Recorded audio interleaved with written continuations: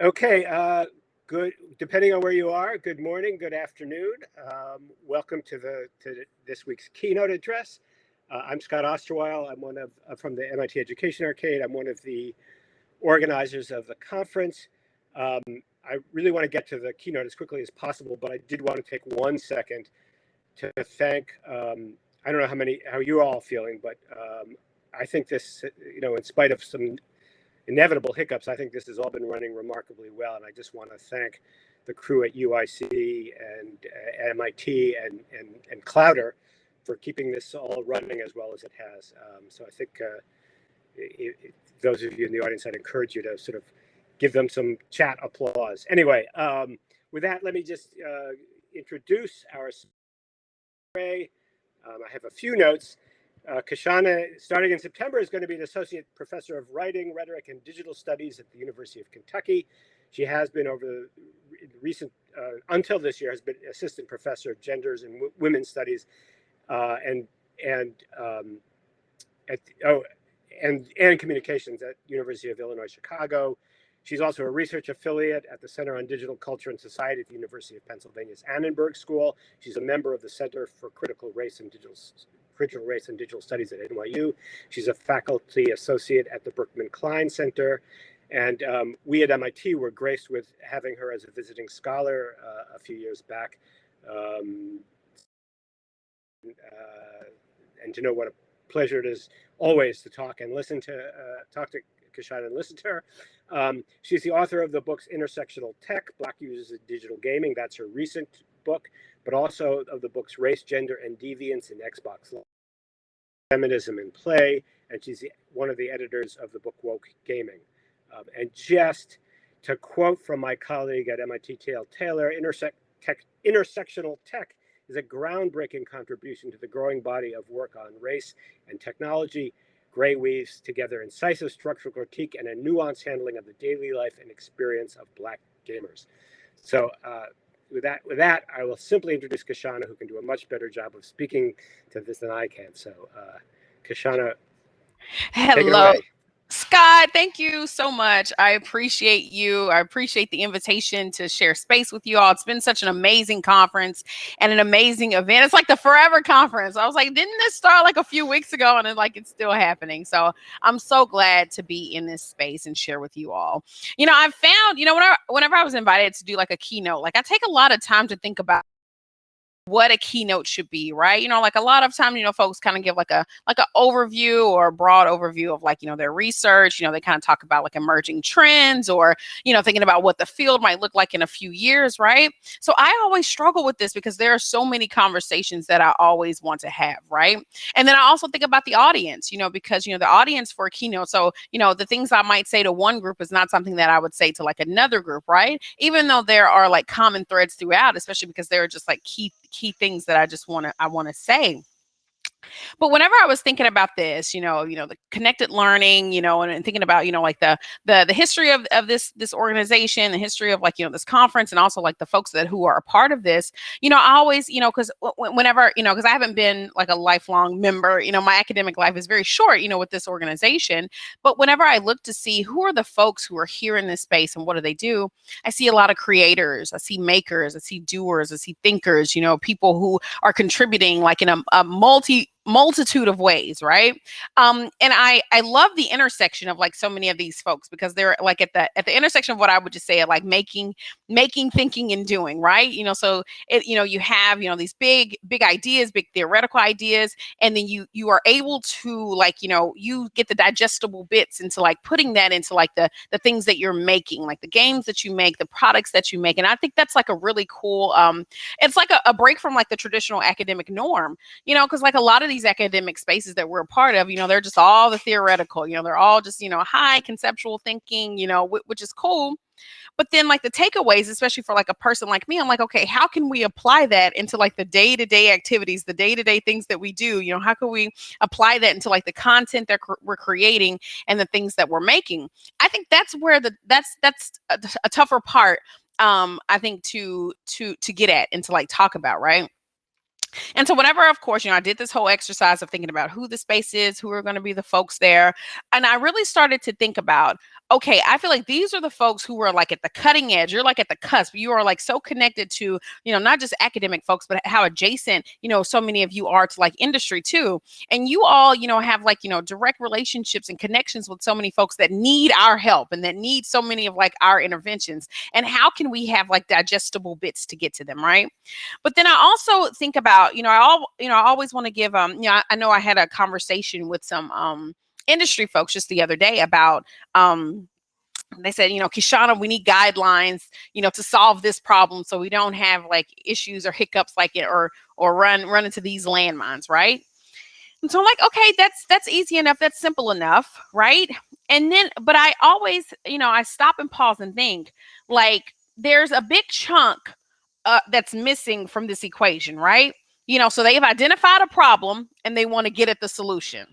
They've identified the problem. It's like, okay, we're missing this. Like, we don't have any kind of we don't have like racialized bodies here to like contribute. We don't have we're not well versed on like different gendered expressions, and we're not so they have all these problems, and they just want to like, okay, just tell us 1, 2, 3 ABC. What do we need to do so we don't have any problems? But I think that middle part of that conversation is like missing. Like, how do we, like, the disconnect, right, between what the problems are and what the solutions are? And then we never talk about how do we reach that part? How do we reach the point of where we notice that these are like all these problems? Because I think what's missing is that a lot of people don't want to spend time in the minutia. They don't want to spend time thinking about, okay, we've been part of the problem. We're complicit in these problems. So we just want to quickly get to a solution so y'all can just get off our backs, right? And so you can stop dragging us on Twitter so you can stop that from happening, right?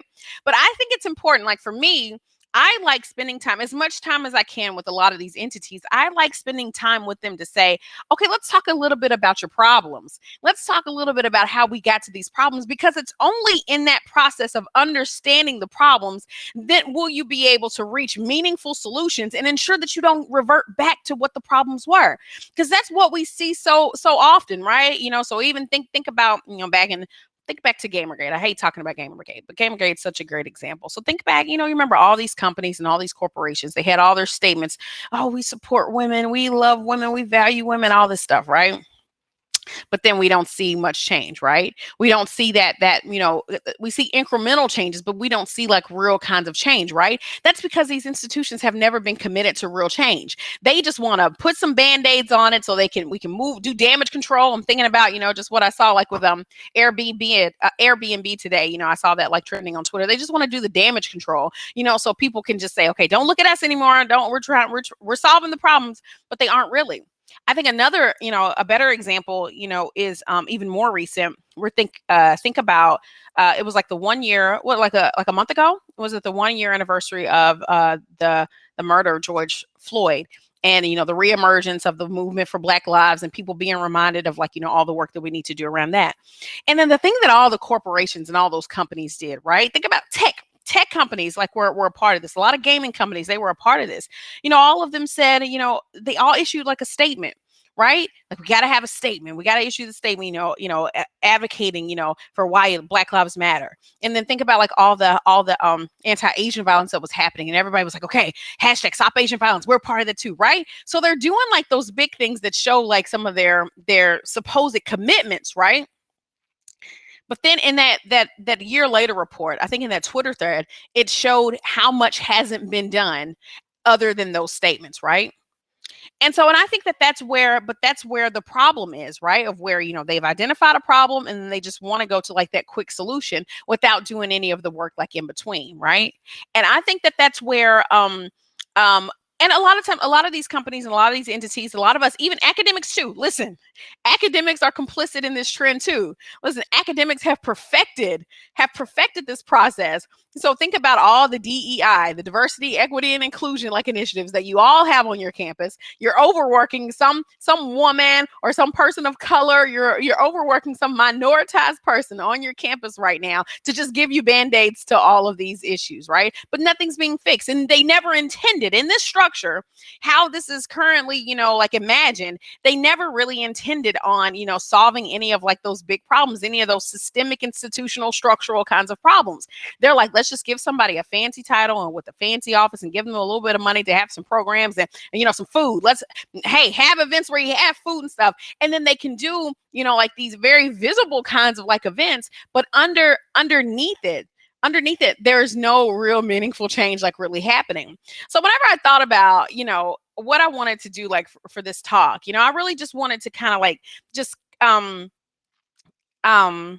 the question of everybody, like, are we okay with failing, right? I have a few notes. Y'all know, for those of you who have heard my talks, y'all know like I'm the worst with PowerPoint. I think I gave like an entire talk altogether the other day about and I forgot to like share my slides. Let me see if I can find the PowerPoint. I'm just so terrible with this. Okay, so the PowerPoint's there. Share screen. Okay, maybe I'll just share my entire screen. See, I'm stuck in that loop again. And I don't see, okay. I don't know how to open up the PowerPoint. So PowerPoint's open. So sorry. I might need help. I can't even find it. Maybe I can't even share can I just share my entire screen? Okay, now let me just minimize this. And so let me hide just that. Select another PowerPoint up. Select the screen you want. Yeah. Is that there? Can y'all see that? We can see it. It's not full screen. Now we see it. Yeah. Is that fine? Perfect. Yeah. Okay, perfect. And so I can't see you all anymore. So if there are things, also, if anybody like has questions and stuff, utilize, I think the chat has like the Q&A option. Feel free to put your questions in there. Whenever I close this out, I'll go back in there and try to, and keep an eye like on the chat space. So the question that I really wanted to ask was like, are we okay with learning by failing? Are we okay with learning by failing? Because this is like the pattern. This is the trend. This is really what we're doing right now, right? And so when I thought about like different kinds of examples, of course, I'm going to use like mostly like gaming examples. I'm thinking about all of these hilarious, funny, over the top kinds of things that we laugh at, right? So I think about, for instance, hashtag women are too hard to animate. I don't want to, Ubisoft, they're trying to do better. But just think about, the kerfuffle that they were in whenever they were thinking about, incorporating women into their game. And they said that, oh, that's too hard to do. Now, you all know, especially for those of you who play like Assassin's Creed, you all know that's one of the most beautiful games that you've ever seen, right? The worlds that they create, the things that they have imagined. And even at that time, they were talking about, they hired like a parkour expert to ensure that the jumping, from building to building and roof to roof and jumping down into the stack of hay, which, it's nonsense, but they were able to like, fashion a world in these amazing ways, but women are too hard to animate, right?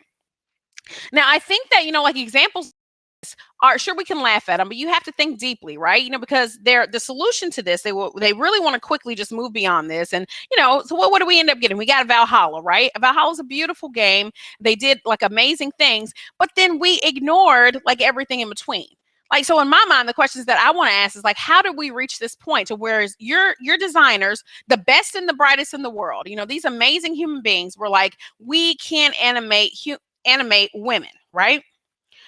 So you have to think about the culture in which that they, first off, the privileges for them to be able to say that they can't animate women, right? Because they're used to a man's world. They're used to giving us men as heroes. They're used to doing that, right? So they were so rooted in their male privilege that they didn't even have to think about what the alternates, could look like, what the alternative worlds could look like, what other heroes could look like, right? So they're rooted in a lot of privilege, but they're also rooted in like that space of these are well-intentioned, well-meaning, people, but they're also like, well, I didn't want to mess up, right? So think about, I remember seeing like some of the tweets in there where the designers are like, well, we get critiqued all the time when we create women, but we have to think about, well, what kind of women have you created, right? Are you upset because we just don't want like, voluptuous women whose boobs are hanging out of their armor and they're, like their parts are unprotected because you want to see their skin? Like, are you upset because we want you to think a bit deeply and go beyond the male gaze, like GAZE? Like, if you want to we want you to go beyond that and do minoritized and marginalized populations better. Like, is that where you're uncomfortable with, right?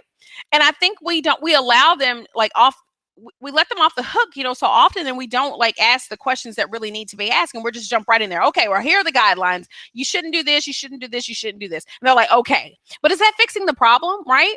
Is that really like fixing the problem? Think about some other games. I have so many examples. Hopefully, don't let me lose track of time because I don't see the time up here. I'll go back and look at the time in just a second. So, we think about all the examples that we have like in games, but also in the online like communities. Like there are so many problems like in those spaces, and so many of these companies have said, well, that's not our problem. Those spaces that can be regulated. So it's just like the Wild West in those places, right? So if we think about like the online community, like around Friday the 13th, I love giving this example because there are so many layers, so many complex, but simple layers like to this situation, right? So Friday the 13th was this amazing game. I love playing, especially for those of us who are like familiar with the Friday the 13th, franchise. So we play this game. You can be a counselor, you can be Jason. It really just looks like the movies, right? So it's just a hack and slash, kind of like situation. So when we were like playing this game, like something started to like emerge, right? So this was the time where Xbox, had, they had just unveiled like the looking for groups option. So the looking for group options is like, hey, I want to play this game, please, maybe no kids allowed. Please, we're just having fun as a casual space, whatever. You can identify like the parameters in which you wanted to create that online space, like inside the gaming community. Well, there was this hashtag that was trending during that time around this game, and it was hashtag make Crystal Lake great again. Let me say that again. Hashtag make Crystal Lake great again. So the folks who happened upon this hashtag and happened upon these spaces, they had one goal, right? If you were the counselor, then you killed all the people of color, right? If you were a counselor, you killed all the people of color. And people had fun with this, right? So I found my way. Of course, the observer in me, the ethnographer in me, I could not resist going into some of these spaces because I wanted to see what happened. Well, let me preface that. I didn't know I was going into one of those spaces because, the matchmaking system in Xbox has a lot of problems. So I entered the space not knowing what it was until after this situation happened. So when I was in there, I'm Vanessa. Vanessa, she's she would identify maybe as like a Black woman or a mixed race woman, a brown woman, like depending on, how you read her cultural and racial cues, but she's a woman of color. She's a brown woman, right? And so, I played her, and then her features, like she can run really fast, but she's really loud. Like, isn't that like very stereotypical to like a Black woman? But I'm like, okay, whatever. So when I was playing in this game, all of like the Deborah's a, she read as like an Asian American woman. There's Bugsy, he reads as an African American man. And so we were all getting killed, but all the white characters were like still alive, just walking around with Jason. And so I'm like, oh, this is interesting. Like, what's happening? Because there's also a community that frowned upon cheating. So in my mind, I'm like, are they just telling Jason, telling the person who's Jason, like, we're all the counselors, where all of us are, right? And so somebody in the chat said, well, actually, no, they're doing I can't remember what they said, but basically Jason's point and intention is to kill all the characters of color. And so I got on the mic and I started, talking in the public space. And I was like, hey, why are you doing this? Why'd you kill me? Why are you doing this? And I was called the N-word in the space, right? And so I was like, well, why'd you call me the N-word? I've just, it's so normalized, I'm just used to that. I just really just immediately went into like, ethnographer and just wanted to ask questions and see if I can engage in a conversation with this person. So they didn't respond back, right? And so I sent them a text. I texted them. I said, why did you call me? And I spelled it out, Nigger. Why did you call me that?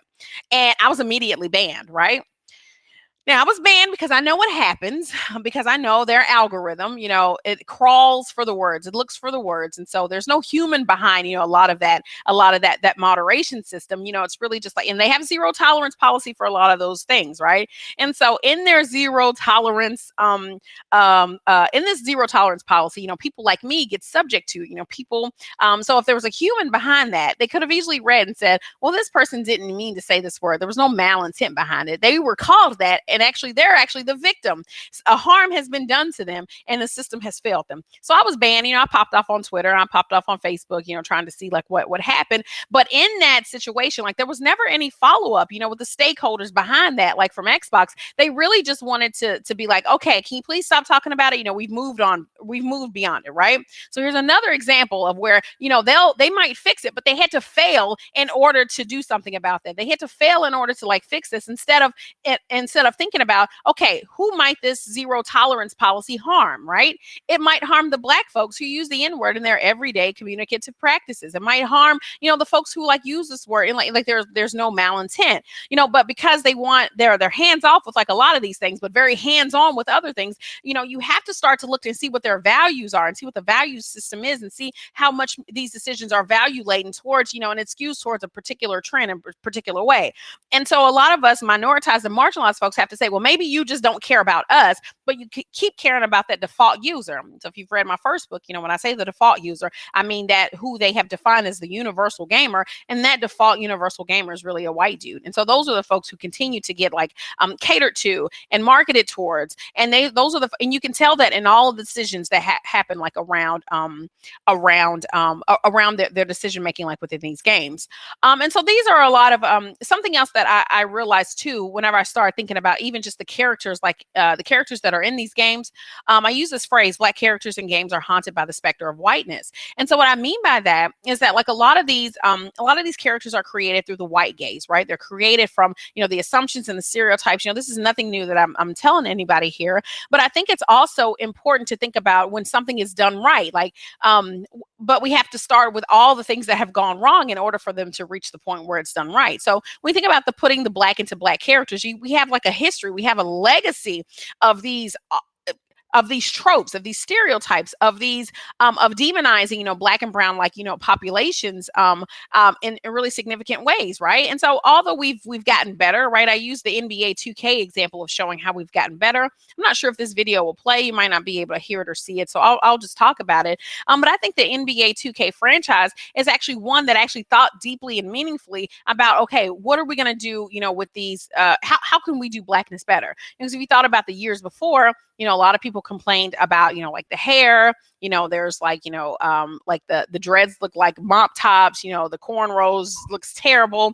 It's not really Blackness, right? And even think about like with the skin, there's like this pixelated, Blackness, but there's also no change in who your character is. So many gamers, often remarked and said, well, my character is dark skinned like me, but they're still white, so it's kind of like blackface. There are gamers that actually call their characters, in the avatar creation, they called it like blackface because they're like, this is just really a white character and they've just darkened their skin. So if you think about like with the we, like when you create the me, the MII, when you create that person, there's no using a gamer's words, they said there's no swag behind it. This character is not Black. This is just a white person with the tan. So I often point to NBA 2K, and I often point to like there's another example even with Dance Central of how they have like really thought meaningfully about who are these characters, like are they reflective of like the actual cultures in which they come from.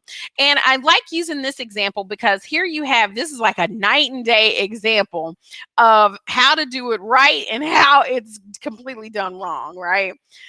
So Just Dance is a whole hot mess, and I think they will always just be a hot mess. So to me, Just Dance, is really rooted in that conversation of really like cultural appropriation and Blaxploitation, right? So they've gone the safe route, right? They said, okay, they don't want to hit any landmines. They don't want any problems. So we're just going to make everybody white. Right? That's what they did. Like, let's just be honest. So if you look at that picture right there, like on the right, you can see that they have just whitened, it's white face across all of these characters. Now, if anybody has really like engaged with like Just Dance, you can see that there is like a hodgepodge of like cultures that are brought in here, right? So you have, culture, like dances like from South Asia, from like from the global South, you've got African dances, you got African American dances, you've got salsa, you got merengue, you have all of these things, right? But all of these things are actually performed in this white face, right? So you'll have like the clothes, and you'll have, you've got the bindi, like on the head, you've got all of the cultural cues, but there is really no real engagements beyond, like the cultures of just being tried on, just like decoration. There's no meaningful like engagement like in these cultures, like beyond that, right? Where if you like were to think about like Dance Central, right? Now, Dance Central, you could there's like a lot of like in how the characters talk. They actually got actors, from that match like the characters in which that they're actually talking. So, the Black women are voiced by Black women, so they put a lot of thought and like meaning like behind that experience, right? And if you were to see like these videos, you can just see that, it would just give you like footage, but you can easily just look up footage if you're not, familiar with these games, to kind of see kind of like what I'm talking about and how people talk about it. Let me see if there are other. I think I went the wrong way. Oh, yeah. We're not going to talk about Lee Everett. I always talk about Lee Everett. Here's another game. So I'm thinking about, me and Emil Hammer. We are working on, like this concept about diversity as DLC, diversity as your downloadable content. So here's like another problem, right? So here's one of those solutions that a lot of these companies, thought that they were doing a great thing, and they said, well, we'll have more diverse characters, but you got to download them. We'll have more diverse characters, but they're the premium content. We'll have more diverse characters, but you got to pay for them, right? So I remember having a conversation, the one and only conversation I ever had with the folks from Fortnite. First, they didn't even pay me. So I spent a lot of time just talking to them, and the question that I didn't sign an NDA. So I love talking about this because they didn't make me sign an NDA. So whenever I was in there, talking with them, the question that they just kept asking was like, well, where are we messing up at? Because we want to fix it. Where are we messing up at? We want to fix it. Like in my mind, I'm like, I don't even know how to answer like that question, because you're coming at it really from that process that they want problems and then they want solutions. They don't want to talk about how they even reach that point, right?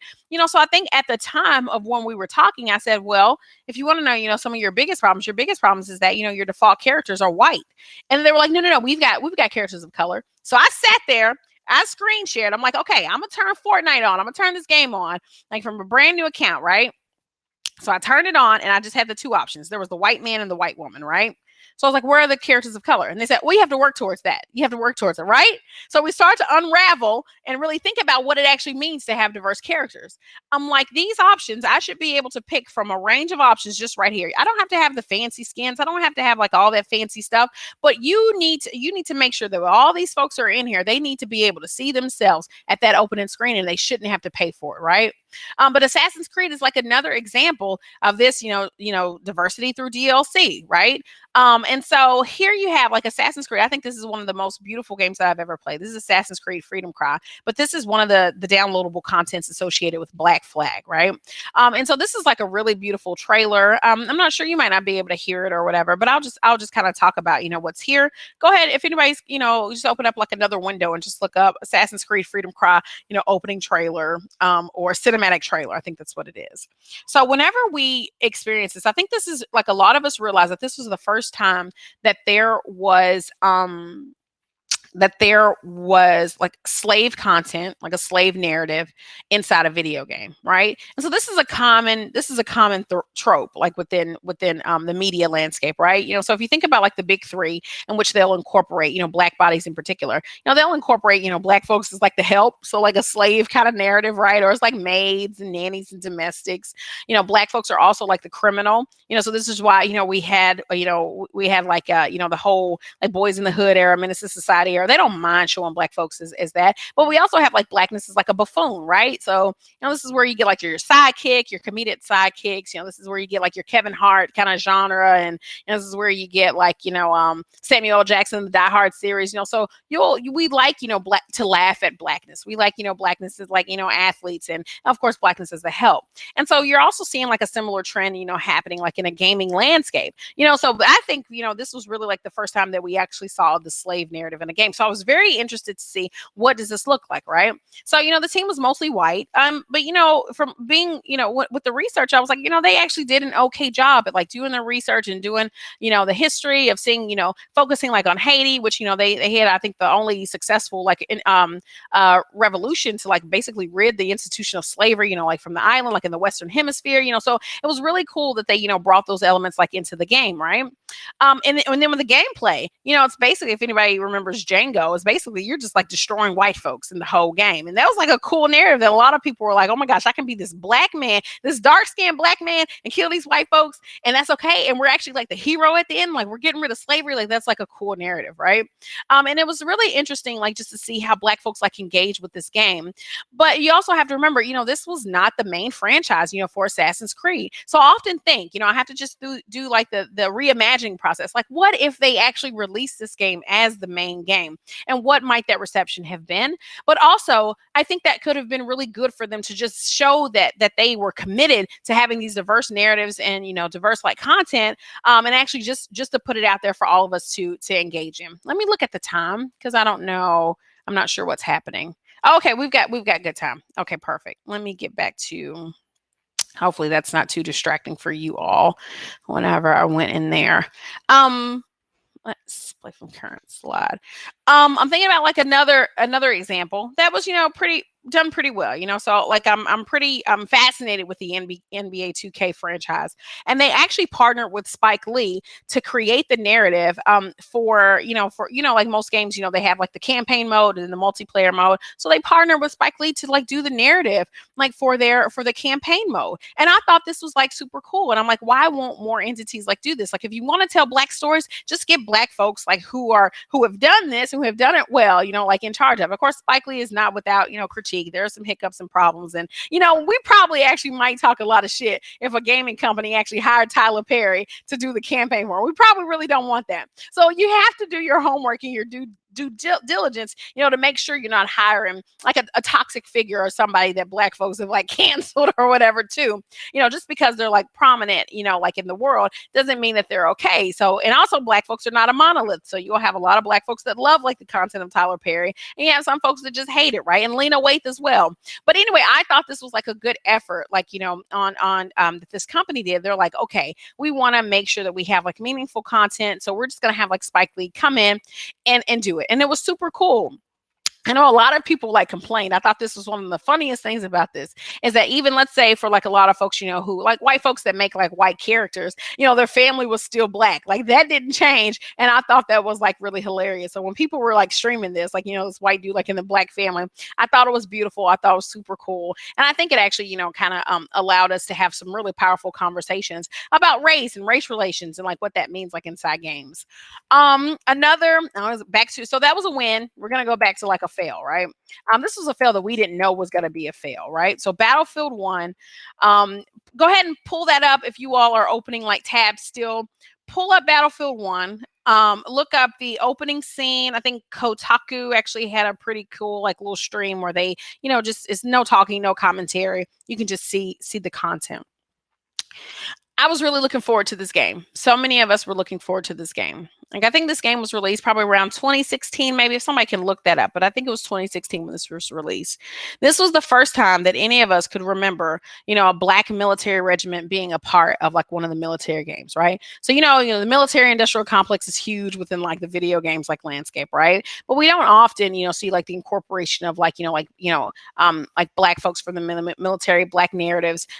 We don't see that. So whenever they incorporated the Harlem Fighters, so many of us were like excited, because, you know, we kind of grew up hearing these stories, you know, from the Tuskegee Airmen, you know, like we learned these stories because they weren't stories that were given to us like when we were growing up, you know, so we had to like find these stories like in alternative ways, you know. So, you know, when we learned, you know, during the time, I think there might have been like a special or a documentary where we learned about the Harlem Fighters, and they had like a lot of successes, military success, if you conduct, you know, just in a traditional sense. Of course, somebody's success is also somebody else's loss. So not advocating war or violence at all, but, you know, they had traditional military success, like whenever I think they were in France and different parts of like Europe, right?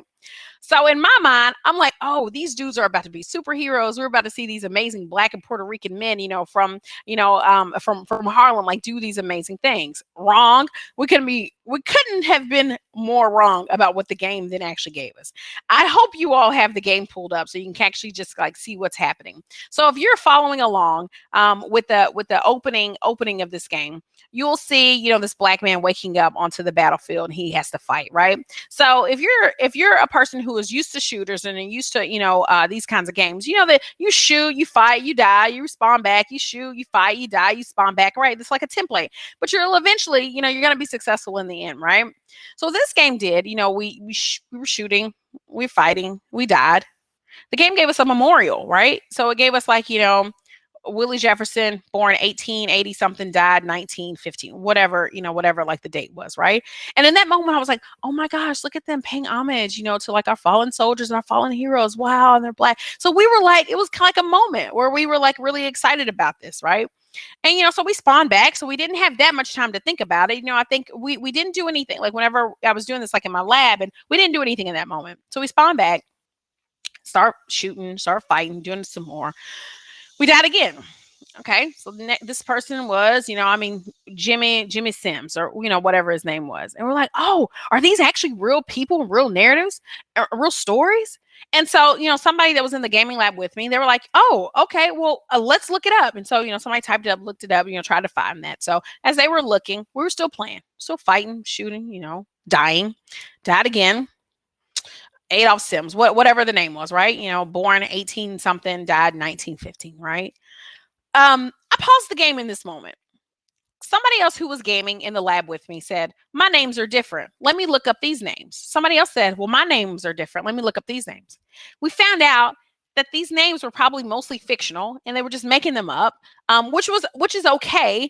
But then we started to ask, you know, well, why were they doing that when they have real stories and real histories and real people like behind, you know, these fighters, and they could have just gave us like real stories, right? And so it started to become really uncomfortable because we realized that the game told us at the beginning that we weren't going to survive. Now, for us first-person shooter people, we're like, nah, hosh-posh, that's not real. Like, we're Bruce Willis out here in these streets. You know, we're John McClane out here. You know, we ain't gonna die, you know? But the game actually meant that. And there were some parts where we felt like the game really wants us to die. Like, the game is created. The structure around us does not want us to live. And we're black men. We're black and brown men. These black and Puerto Rican men that they've put inside this space, and the game has been constructed around them. And it was designed for them to die, right? So we had to think deeply. Like we went beyond the narrative and started thinking about, okay, what are the design elements here? Somebody actually sat down, wrote this out, thought this was a good idea, that you were going to actually kill all of these black and brown men and not allow them to like be victorious, going against the traditional narrative of what a shooter actually is, right? So the traditional narratives, like, you know, we're struggling, we're fighting, we're bad, but we eventually emerge victorious, right? So whenever they incorporate these diverse bodies, and all of a sudden it has to change, right? Can these black and brown men not be heroes in their own story? Can these black and brown men not survive? And you also have to think about the context in which this game was created. Like if it was 2016, please correct me if I'm wrong. I'm not at the chat screen. I'll get back to it in a second. But you have to think about, we were at the height of hashtag Black Lives Matter, hashtag Black Death, hashtag say her name, right? This was at the height of that. And so to have a game that just replicated those kinds of trends of where we had to experience Black death, extreme Black death, right? With no context, and we're just witnessing. Think about if you're watching this trailer, or if you're watching like the gameplay, then you know you're just playing just for a few minutes before you reach your demise. So it was the same thing that we were seeing like on our social media feeds. You know, we were thinking about, you know, Philando Castile. You know, we're thinking about all of these folks like who died. We see the final seconds of their life and we see their death, and then the game's like replicated that for us. That was something that I could not stomach. I still to this day I have not finished that game, and I refuse to. I'm just not gonna, because there were so many issues and so many problems, right? And so here they are doing the DEI thing, doing the diversity, equity, and inclusion thing. Here we can incorporate, you know, Black folks right here. You know, it'll be a problem. You know, problem solved, right? But then you have to think about, you know, the context and the structure in which you're incorporating them in, and you're incorporating them into a world that's full of violence. And the fact that they use that mechanic of death, thinking that they're honoring folks, you know, it was trauma porn. It really was trauma porn, and I wasn't here for it. Let me get back to the let me see what the time is. So it's just like a couple of minutes. How much time do we need, Scott? If somebody can put that in, how much time do we need for Q&A? Because I think I've reached probably I'm reaching like the end. Oh, hold on. Let me go back here. I cannot do a talk without mentioning Momo Pixel. Did somebody come off of mute? Go ahead, Scott. Is somebody trying to talk? Yeah, I was just going to say, you can go as long as you want, and when you're ready, we can just go to Q&A. So, okay, no reason not to go longer if you'd like. So. Okay, well I'll keep going here. I you know, I've given you like all those examples, right, from all these companies who have huge budgets, who, you know, have really all the resources like at their disposal. You know, they have the human capital, they got the best and brightest folks. You know, they're able to recruit straight from like the MITs and Stanfords of the world, and you know, they're able to like get these folks who have done these like amazing like internships, right? And then where I'm always inspired by the folks who had to come through the back door, right? So So Momo Pixel is one of those human beings who is like, has like a non-traditional, like unconventional route, like into like design. But Momo Pixel, I think is basically performing a master class for everybody, right? She's conducting clinics, and everybody needs to be paying attention to like what she's doing and how she's doing it, right? Because I also think that that's something that's important, especially for the future designers who are like in this room. You have to realize, like, sure, you see what the trends are and what the traditional routes are, but you can also make your own way and be like, I'm gonna do my own thing, because these fields need it. And that's why I love this game so much. I always talk about Harrena everywhere I go. And that's because, she just, created this really powerful game using a simple mechanic, right? It's not like a swatting mechanic. I think the swatting is linked to like the health meter, and it's connected to it so you can progress. But I still think that, the utility of this game is like really powerful, but also the social commentary that's behind this game is something that you don't get in most video games, right?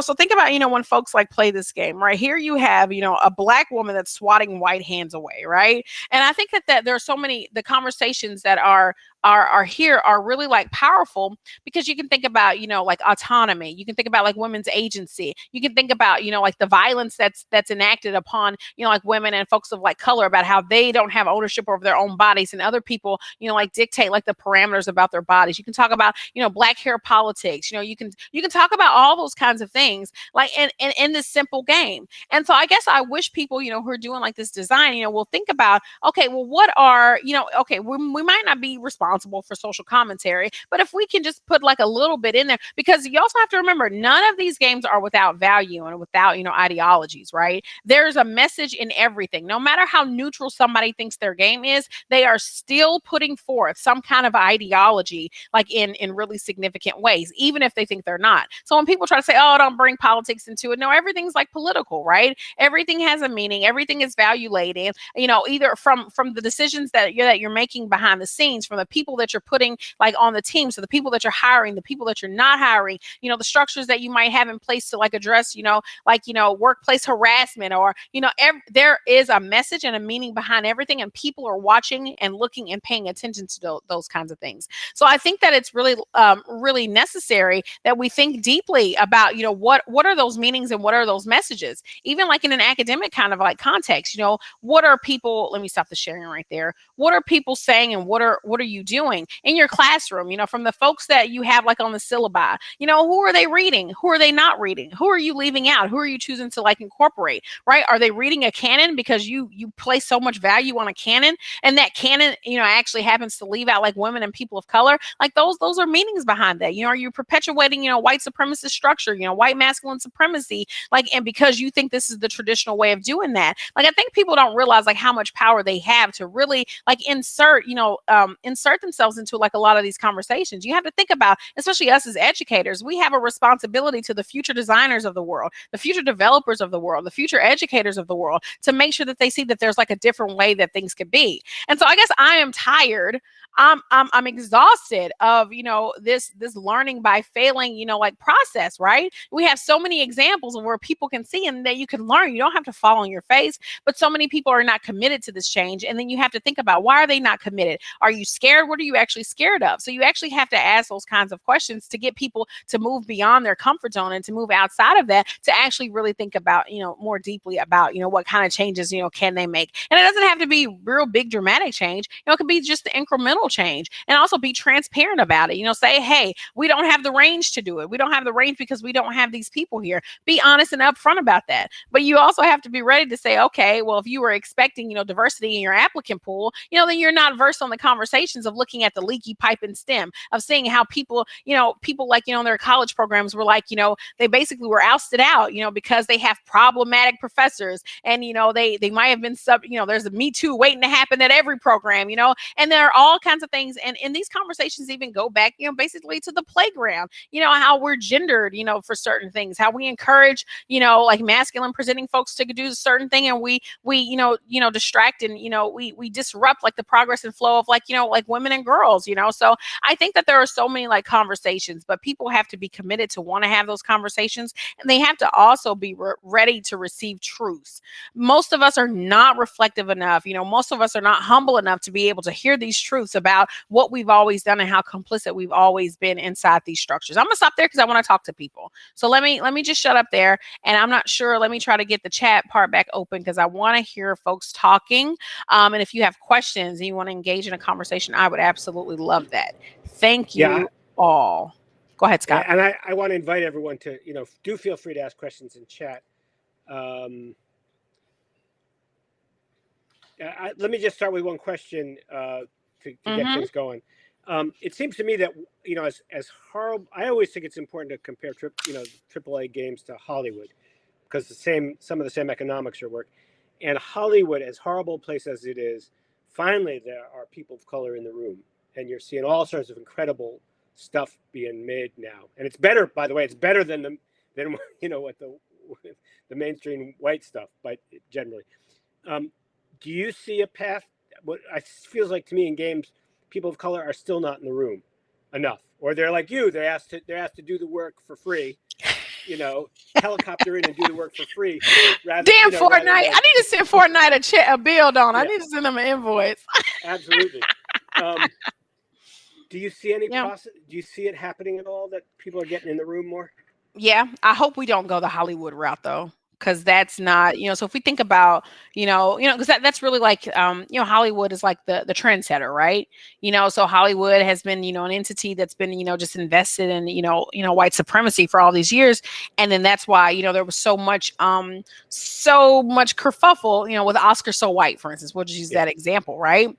But, here it is, this example of where, we have to basically had to have a riot and a revolution, like in order for it to change. So I hope gaming does not have to go that route, because I don't think that they would. I think they're so heavily invested in their status quo and where they have been, that they're like, we don't have to do anything different because all these people are still here, right? I remember somebody asked me the question one time. They said, well, Kishonna, the only way that we're going to have real change is if we hit them in their pockets. So we got to boycott, we got to get people to stop buying and stop doing, right? And, I thought deeply about that. I was like, that could be a pathway, but I'm like, I guess I think deeply enough. I've had relationships with a lot of these folks. These are well-meaning folks. Like I don't want that to have to happen, like for us to get some meaningful change. I would hope that they would just do it because it's the right thing to do. I would hope that they would just have humanity on their side to think, okay, what's the best route for humans and what should we do? But we don't hear that, I was in a room the other day and there was a company that wanted to go away from the black focus and go away from the queer focus, and they wanted to have more of a universal appeal, right? And so, and in my mind, I have to think, okay, well, what does universal mean to you, right? Do you mean, and you have to ask these questions to make them think about, okay, what are we actually saying? So what they're actually saying is that they're just committed to focusing on the white male demographic, and they don't want to go further from that. So, but if I ask the questions, I'm like, well, you care about humans, right? And you care about all humans, right? So I even throw all lives matter to you, right? I was like, so you have to think, there are queer folks are incorporated into that, trans folks are incorporated into that, black folks are incorporated into that, and so you have to think is that universal standard applying? And you have people that are upset because that universal standard is not applying and it's not fixing. So maybe you have to rethink what your universal standard is, right? And it sucks because I hate having to placate to a lot of these people, but we need them to play nice because they're the powerful ones in the room, and they're the we got to have relationships with them, right? Especially if we don't have other folks providing alternative spaces, because I know in a couple weeks ago I was like, let's create our own tables, but that's which we can divest from the AAA companies. We can divest from those big the big corporations and start to invest more from the bottom up, the people that do startups and Kickstarters and stuff. And the indie scene is where stuff is really popping. But I also just think we could divest from them, but I also think about the power that they still have, and I just want them to do better. So I'm gonna stay on their necks until they do better, right? Yep. So that's I hope we don't have to go the Hollywood route. Yeah, but I think what's interesting to me about in film is that people are realizing that sort of it's not just now we have more minoritized people in production. They're more interesting stories. In other words, a horror film, when you Get Out is a more interesting horror film because it's racialized. You know, Yep.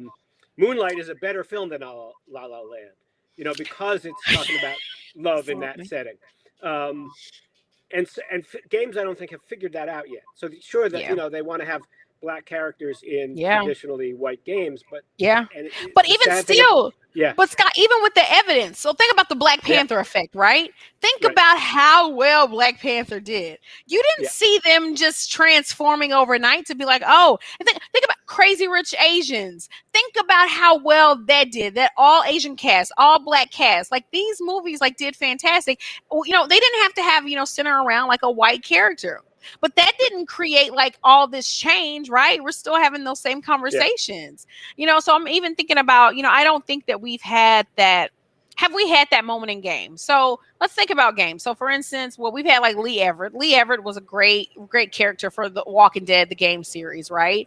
You know, he broke the norm, but we didn't see other companies like, you know, bending over backwards to all of a sudden give us a black hero. Who do we get? We got CJ from San Andreas. We got Grand Theft Auto, right? That was really like the next follow up. I think that was probably like the next black character that we had in the games, which is fine. I love the character from CJ from San. I love CJ. I love the GTA franchise. It's one of my favorites. But then I can't think of any other examples of where we've had like the black dude as the lead. What Watch Dogs 2. Let me give you Watch Dogs 2, right? So the hacker, Marcus Holloway, he's like the hacker, like from the Bay. But I don't know how well that did, you know. I'm thinking about Mafia 3, you know, Lincoln Clay, you know, like the post-Vietnam kind of era, you know, it had like those elements of where he's like destroying like the Dixie Clan and stuff. You know, those are cool like narratives. But I think because those came out during like the social justice warrior era, you know, and people were like, oh, you're forcing this down our throat. We don't want it, right? And then I think so many people, I think they just like reverted back and they're like, okay, well, this isn't going to happen. Like if we don't do it like within the stereotypical way, you know, these black characters are not going to be able to carry like a franchise, right? So I don't know what the solution is. I have no idea. Right now, I guess we're just going to still get diversity by DLC, you know, until something else like happens. Yeah. I don't know. It feels like, I mean, you know, until that moment, that breakthrough moment when they're forced to recognize it via the success of something. Yeah. Yeah. We have to be demanding it more. And we have to be demanding not just black characters, but black game designers and black writers. You know? Absolutely. Absolutely. Yeah. There is a comment from Avi. Some combo of consultant and therapeutic consciousness rates. Oh, he's Avi. Oh, he's talking about your. Oh, how much I need to charge? Epic. Yeah. Yeah, absolutely. Sorry. Yeah. I learned my lesson. Like I learned never to have a conversation without talking about, okay, how much are you gonna pay me first? That was a rookie mistake. My bad. It won't happen again. Any other? You know, I really would encourage people to. You couldn't have a more generous presenter than Kishonna. You really need to ask questions because. You know, well, let's talk. Well, I'd love to hear your thoughts because Scott, you're one of my favorite humans on the planet, so we can just keep talking until like people just listen to us or whatever. Let's think about what this looks like in an academic space, right? Because I think like a lot of us, we try to we talk a lot about industry, we talk a lot about like corporate stuff, rightfully so. But I think a lot of these problems are like in academia, like as well. I'm even thinking about like that. Whenever I talk about DEI, diversity, equity, and inclusion, and so many people are like. Think about even like the ousting of, like black faculty, like at Harvard, think about, even like the situation, like with the board in North Carolina, with Professor, Nikki, like there are like examples too. Like we have our own problems, like in academia, like as well. And stations the same? Are they similar? I don't even know like where to begin in talking about like some of the issues, but I still feel like the same that's happening like in academia, like we're learning by failing. I'm sure Harvard's about to unveil and some big thing because because they lost Cornell, Dr. West, and a couple like a year ago, with Alorgia Pena, that the Afro Latinx woman, that didn't get tenure. And these things are common. A lot of our, most elite, like prestigious institutions are still hella white. How do we diversify those spaces? How do we get like folks in those spaces? Is it the same conversations we're having, with the corporate world? Like, what do we need to do like on the academic side? I mean, I think we have this sclerotic system of tenure that, Yeah. I appreciate, after what Nicole Hine-Jones went through, you certainly appreciate, Yeah. so that, Absolutely. the system is so hidebound in terms of the way we sort of what we treat them as if they're somehow objective norms and standards rather than, a very racialized system, Yeah. that's meant to protect privilege. Yeah. And so I think the first step has got to be to sort of rewrite the way we create Yeah. tenure in academics, Yeah. Yeah. to recognize to recognize sort of the diverse ways in which people present their skills and Yeah. talents, you know. Yeah. And that goes, I'll just say that goes even deeper into education more broadly. I mean, I think Yeah. I said this last night in the talk that I was at. I mean, I think we're not recognizing the way in which schooling, starting right in kindergarten, is racialized. Absolutely. And, Absolutely. and so on some level, I guess I'm only making the problem harder by describing, at such a broad systemic level. But I think we have to talk about it at least. Right. Absolutely. Yeah. I'm even thinking about what Sarah just said. Think about how, for instance, like invested libraries were in like Dr. Seuss. And we're like, okay, Dr. Seuss is fine, but there are other stories here. Like you would have thought that you were like trying to destroy everybody's firstborn child when they were like, let's read something else other than Dr. Seuss. And I'm even, I remember it's yes. So thank you for even bringing that situation up, Sarah. But I think people are so committed to like what they're, we've applied too many values to like the core of what we knew and experienced like as children. Like it's like the nostalgia and not realizing how much nostalgia is like rooted in like white supremacy, like the tenure system. Like that tenure system may have worked at the time that it was like created, but does it really hold up like in the current context in which we're in? I think that's why I was still arguing with these institutions about like tenure. And I'm like, I think I've done enough for tenure. They're like, oh, hold up, you need to do something else. They keep like moving like the goalposts. When I see other like counterparts that don't have to work as hard, and those counterparts actually happen to be like white and male. I'm like, they don't have to work as hard as I do, but like the systems are like different, and it's hard to like get people to like see that. They're like, oh, they're all individualized and they're different. You can't compare it to apples and oranges and all that stuff. They want to throw that up. So it's kind of hard to even talk about, how there are like patterns that emerge, because people look individually. And I think that's like, it's kind of like we borrowed that really from like the from like the justice system, like the criminal justice system, where it was like so hard to show like systemic bias and like racial bias in like legal cases because they can't look, the structure won't allow them to look at like a multitude of cases like in the aggregate. They said, well, you have to find racial disparities in this one case here, right? And we're looking like at a more like like macro kind of like level. And I think that's like another thing that we're struggling. And I think that's like, go ahead, Scott. No, I think I just wanted to sort of bring in two comments. I think Avi says, and this is in response to earlier stuff he's saying about just the need for us to keep supporting more indie stuff until that kind of breakthrough where suddenly they're forced to acknowledge the power of it. And I think that's right. And then Josh is talking about the confusion of sort of how to make changes in an individual when these are really big complex systems. And I mean you nailed the problem. That's right. Really. I think that's right. All we can do is be louder and louder. And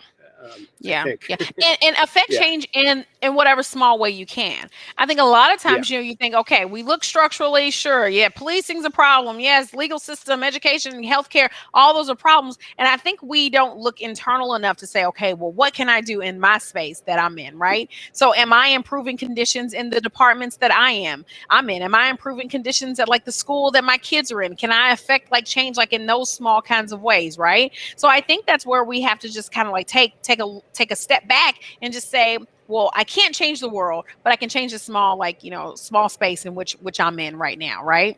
And like revisiting bylaws, revisiting the Constitution, your own local Constitution, not the big Constitution, that one's over. But like just thinking about how we can like you just affect change on a small scale. I think is where we got to start. And I think we have to be willing to just but to be grumpy I mean, we could be as cheerful as you always are, Kishonna, and still be grumpy about the bad stuff. Absolutely, absolutely, Scott. Absolutely, right? Absolutely. Calling out the failures. I mean, and don't feel bad about calling, because they are frequently they are well-intentioned people, and that's right. We shouldn't feel bad about calling out the failures. Nevertheless, that's right. Absolutely. We can sometimes do it in a loving way. When appropriate, we can be loving about it. Absolutely. Yeah. And we're winding down. Scott, I'll let you close us out. Absolutely. Sure. Thank you all for being here. I appreciate y'all. Yeah. Thanks, everyone. There is I think there is an available chat room for people to talk. I think just because there weren't, Kishonna, it didn't seem to be a lot more questions. I don't know if you don't need to be there unless you want to, but I'll go there, and just to follow up if there's anyone who would like to say anything. Otherwise, just thanks everyone for this. As you know, I mean, Kishonna never disappoints, and so I'm glad you were able to hear her talk. Thank you all. all. You all enjoy the rest of the conference. So, bye-bye.